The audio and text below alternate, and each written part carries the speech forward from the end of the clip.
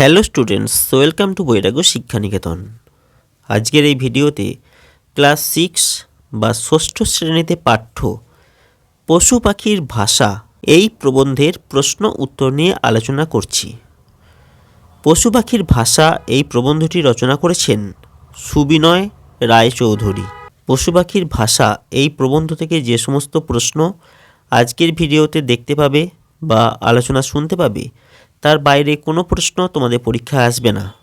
তাই অবশ্যই ক্লাস 6-এর ছাত্রছাত্রীরা বা ষষ্ঠ শ্রেণীর ছাত্রছাত্রীরা মনোযোগ সহকারে আজকের ভিডিওটিকে দেখো। তাহলে চলো আলোচনা শুরু করি। আজকের প্রথম প্রশ্ন, কয়েকটি বুদ্ধিমান জীবের নাম লেখো। কয়েকটি বুদ্ধিমান জীব হলো কুকুর, বনমানুষ, ঘোড়া। পরের প্রশ্ন, কুকুর, বনমানুষ, ঘোড়া কিভাবে মানুষের ডাকে সাড়া দেয়? উত্তর হবে, কুকুর, বনমানুষ এবং ঘোড়া এইসব বুদ্ধিমান জীবরা তাদের মানুষের দেওয়া নাম শুনলেই কান খাড়া করে এবং নাম ধরে ডাক দিলে তারা কাছে আসে। পরের প্রশ্ন, মুরগিরা কোন ডাক শুনে কাছে আসে? মুরগিরা তি তি ডাক শুনে মানুষের কাছে আসে। হাঁস কেমন ডাক শুনে কাছে আসে? সই সই ডাক শুনে হাঁস মানুষের কাছে আসে। পরের প্রশ্ন, ছাগল কেমন ডাক শুনে কাছে আসে?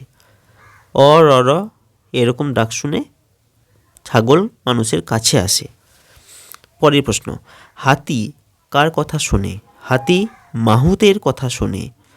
পরের প্রশ্ন, মাহুতের ভাষায় বৈঠো, তেরে, ভরি এবং মাইল এই কথাগুলির অর্থ কী?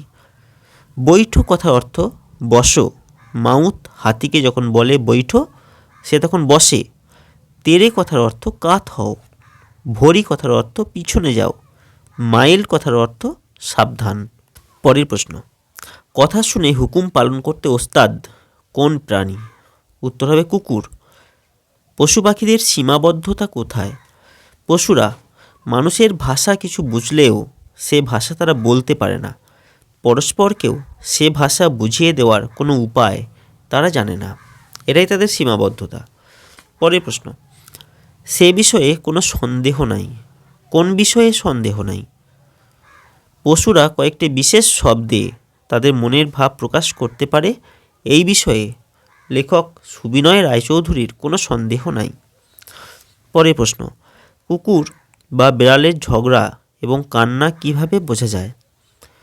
কুকুরের ঝগড়া এবং রাগের সময় তারা ঘেউ শব্দ করে, ভয় ও কান্নার সময়ে কেউ শব্দ করে, আর বিড়ালরা সাধারণভাবে ম্যাও বা মিউ শব্দ করে।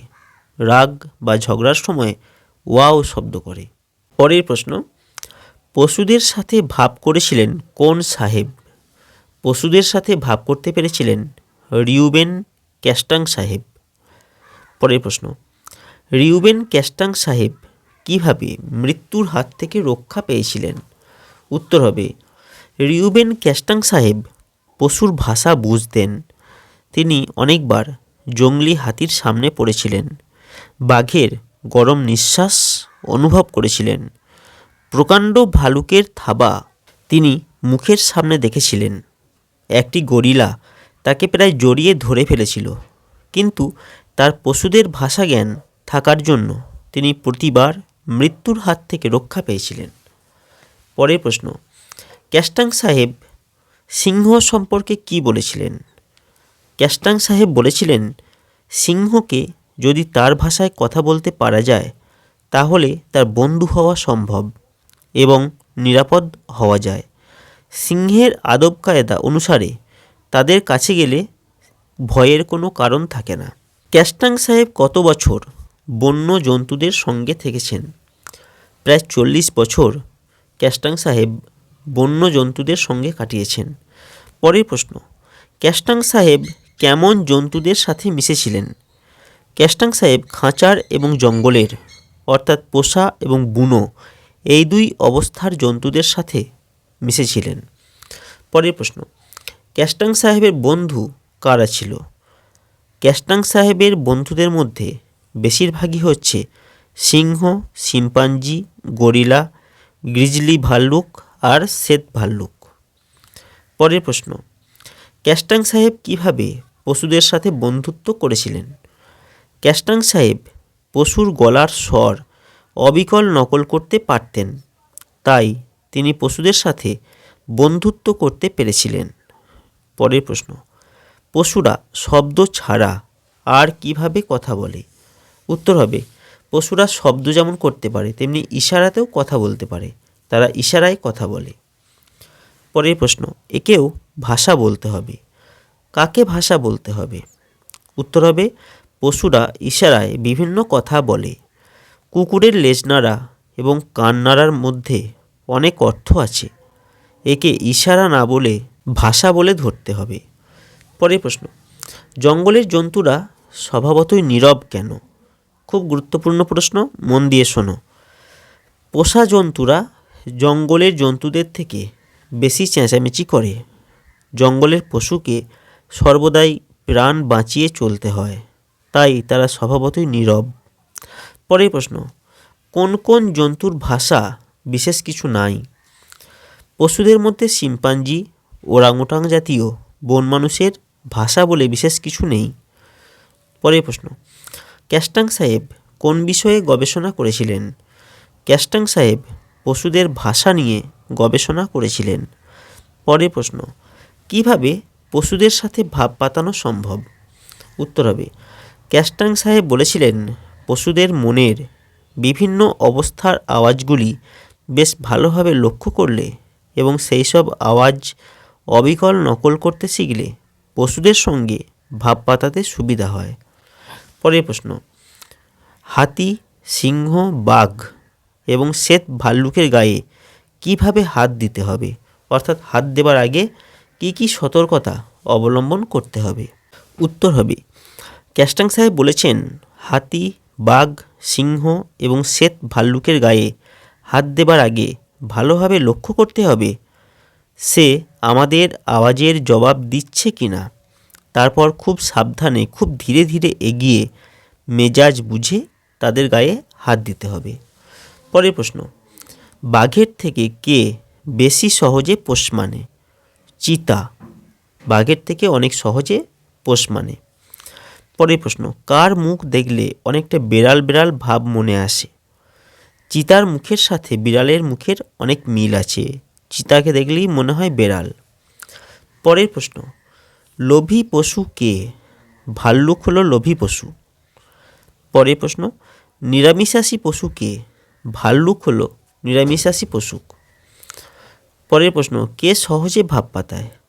ভাল্লুককে খাবার দিলে সহজে ভাব পাতায়।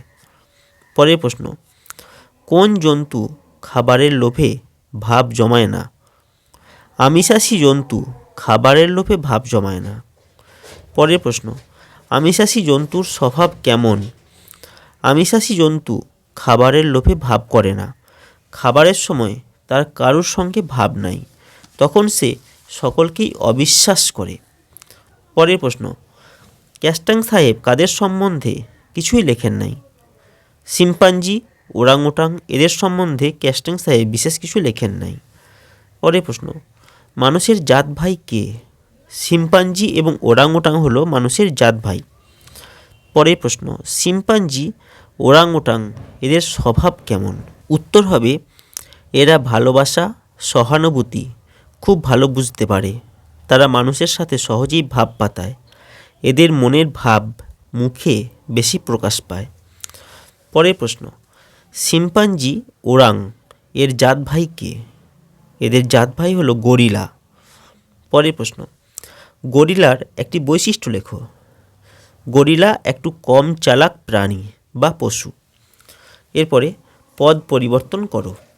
পশু পদ পরিবর্তন করলে হবে পাশবিক, শব্দ শাব্দিক, ভাব ভাবুক, ভাষা তা থেকে ভাষিক, জীব জীবিত, নাম নামী, কথা কথিত, ওস্তাদ ওস্তাদি, সন্দেহ সন্দেহজনক, রাগ রাগী, ভয় ভীতু, বিপদ বিপদগ্রস্ত, সাহেব সাহেবী, জঙ্গলি জঙ্গল, মৃত্যু মৃত, বন্ধু বন্ধুত্ব, নিরাপদ নিরাপত্তা।